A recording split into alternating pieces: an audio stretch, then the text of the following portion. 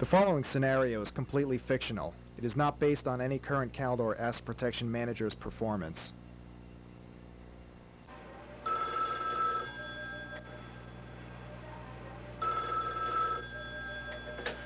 Security. Oh, I'm way too busy to go over the audit. We'll go over the audit tomorrow.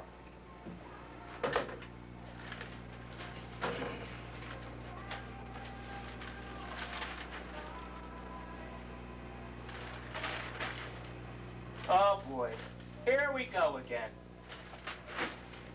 I'm gonna take care of this.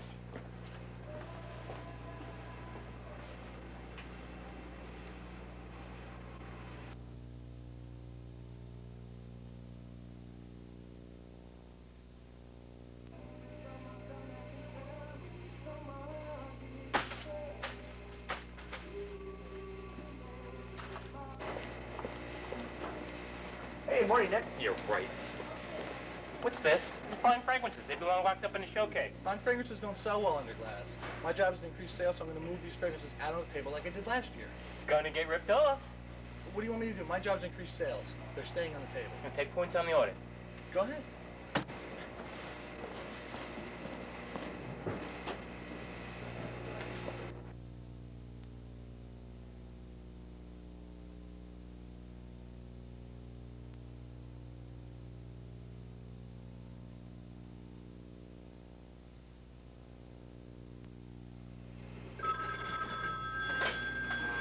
Asset protection.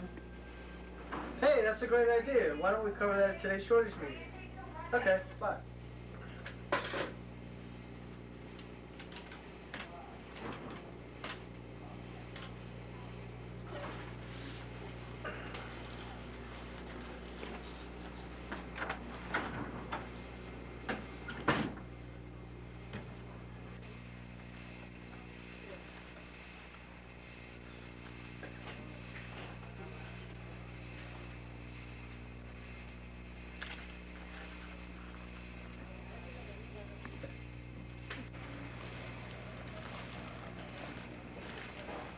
Morning, Mac. Morning. Morning, Tom. Let me give you help with that. Oh, thanks, Matt. I didn't see fine fragrances on sale in this week's circular. They're not on sale, but they're not selling well under the glass, so I decided to move them out onto the table like I did last year. Well, sales are down, but only by 10% from last year. What do you mean?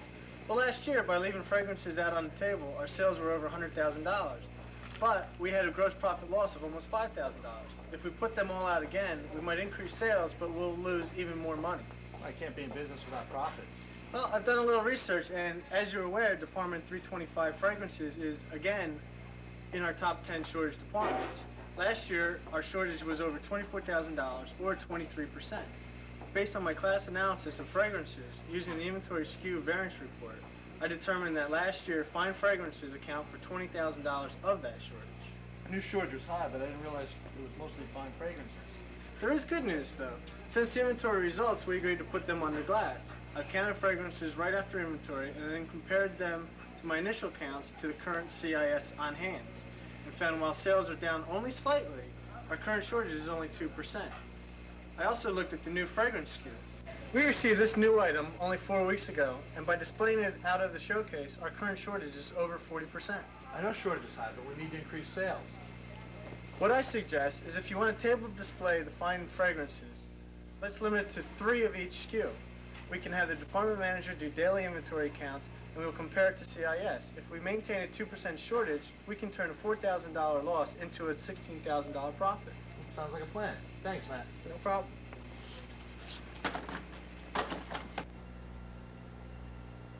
Let's summarize what we have reviewed today. The Store Inventory Recap Report.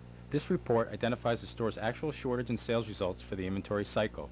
You can utilize this report to analyze and plan your store's shortage reduction strategies. This report is currently received by all stores after inventory. The year-to-date Merchant Recap Report. Using this report, you could compare your store's departmental shortage and sales results to similar stores in your district, region, or throughout the company. Stores with exceptional shortage performances can be contacted to review their successful shortage strategies. The Physical Inventory Variance Detail Report. This report can assist you in identifying and focusing in on specific classes within a department that may be causing your store's shortage. The new SKU shortage formula. This formula will identify immediately what the current shortage percentage is for all new SKUs. The existing SKU formula. This formula will allow you to monitor existing SKU shortage that will assist in determining what methods of physical protection are most effective. Unlike the new SKU formula, this formula requires monitoring of the SKU over a period of time. The Sales by Merchandise Category Report.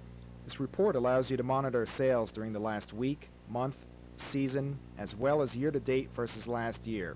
You can utilize this report to determine what impact your shortage strategy is having on sales. The gross profit formula. This formula will determine what your gross profit was for any department. Using this information provided with the summary is an effective tool for influencing change and developing focused shortage and profit plans. The actual gross profit versus planned gross profit formula. Using this formula in increasing or decreasing your sales and shortage information, you could forecast what impact your shortage strategies will have on gross profit. Lack of numerical analysis can make it difficult for an asset protection manager to get his point across to store management. Frustration and confrontation are often the end result. Versapacks in the main aisle? How many times are we going to go through this?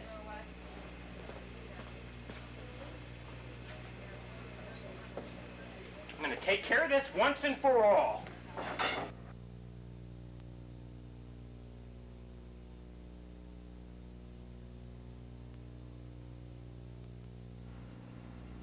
By utilizing numerical analysis, asset protection and store management can live happily ever after.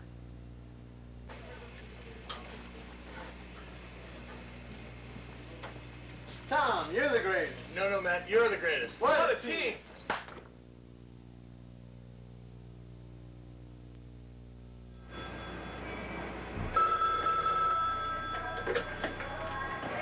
Security.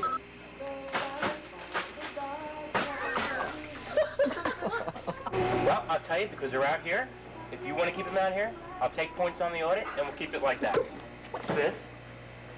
They belong in this. Sales are down, but only 10% versus last year. I forget my next line. Can't be in business without profit. You went too fast. Not selling well under glass, so I'm going to move them out onto the table. I have an idea. If we put them all out again, we made it. Versapacks in the main aisle. Nick's chuckling away over there. That guy sneezed.